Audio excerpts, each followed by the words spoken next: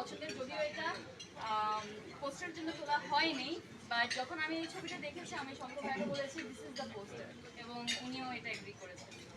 আপু, যেহেতু বড় সিনেমায় আসছেন, বাসায় সবচেয়ে বেশি কে খুশি হয়েছে আসলে এই বড়, যেহেতু বড় পর্দায় এসেছে? এখন আমার পরিবার অনেক বড়, আমার এই পরিবারের মধ্যে আপনারা সবাই আছেন, তো আমার মনে হয় আপনারা এই যে আজকে এখানে আসছেন, এত সময় দিচ্ছেন, আমার মনে হয় আমি আশেপাশে যাকেই দিচ্ছি সবাই আমাকে অনেক কংগ্রাচুলেট করছেন এবং শুভকামনা জানাচ্ছেন।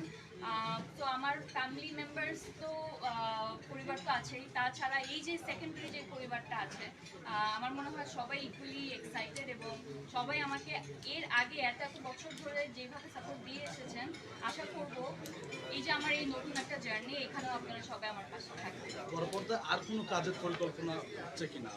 পরিকল্পনা তো হচ্ছে, যে কোনো কাজ আসলে আগে থেকে খুব একটা বলে ফেলা যায় না, কিছু গল্প নিয়ে কাজ চলছে, বাট সবকিছু লক হলেই হয়তো আপনাদেরকে জানাতে পারবো। আপনাকে কি কমার্শিয়াল কোনো সিনেমায় দেখা যাবে?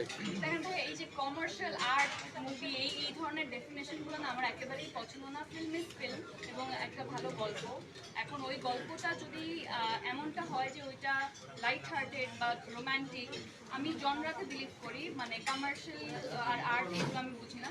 ভালো গল্প হলে আমি সব ধরনের ফিল্ম, বা ভালো ক্যারেক্টার হলে সব ধরনের ফিল্ম করতেই রাজি। ওকে, গণপ্রজাতন্ত্রের পরে কিন্তু সিনেমা হলে দর্শক একেবারে কম, সেক্ষেত্রে দেশের পরিস্থিতি সিনেমার প্রতি ভাই আজকে এই যে মনে করেন আপনাদেরকে ডাকলাম, আপনারা চলে আসছেন, আপনাদেরকে আমি আমন্ত্রণ জানাচ্ছি সিনেমা হলে আসার। এই আমন্ত্রণটা যদি এভাবে সবাই অ্যাকসেপ্ট করে, তাহলে আসলে যে কোনো সিচুয়েশন চেঞ্জ করার সেই এবিলিটিটা আসলে আমাদের নিজের হাতেই, এবং সিচুয়েশন খারাপ মনে করলে খারাপ, মনে না করলে খারাপ না, এবং সিচুয়েশন চেঞ্জ করার সেই পাওয়ারটুকু, ক্ষমতাটুকু আমাদের হাতেই আছে, এবং আমার মনে হয় যে কোনো কিছু ভালোর পথে বা ভালোর দিকে আমরাই এগিয়ে যেতে পারবো।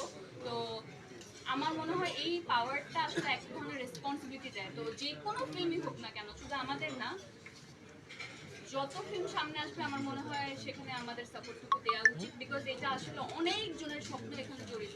তো সেই জায়গা থেকে আমি বলবো আপনারা যেমন আমাদের ডাকে সাড়া দিয়েছেন, এবং আপনাদেরকে আবারও আমি হলেও ডাকছি, আপনারা দেখেই জানাবেন কেমন লেগেছে। সিনেমার বাইরে যেটা সেটা হচ্ছে নতুন বাংলাদেশ কেমন লাগছে?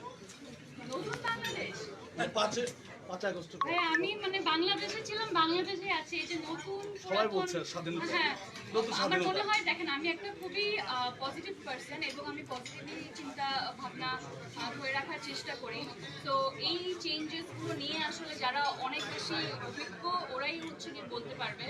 I am a very small person, আমি একজন অ্যাক্টর, এবং হচ্ছে কি আমি অভিনয়টুকুই আসলে বুঝি, এবং এটা নিয়ে থাকতে চাই।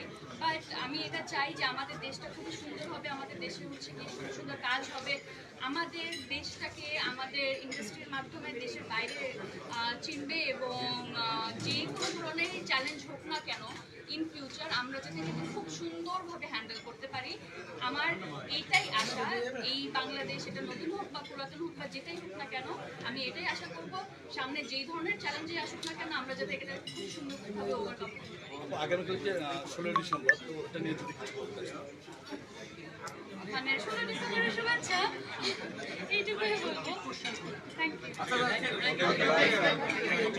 Thank you. এখন আপনারা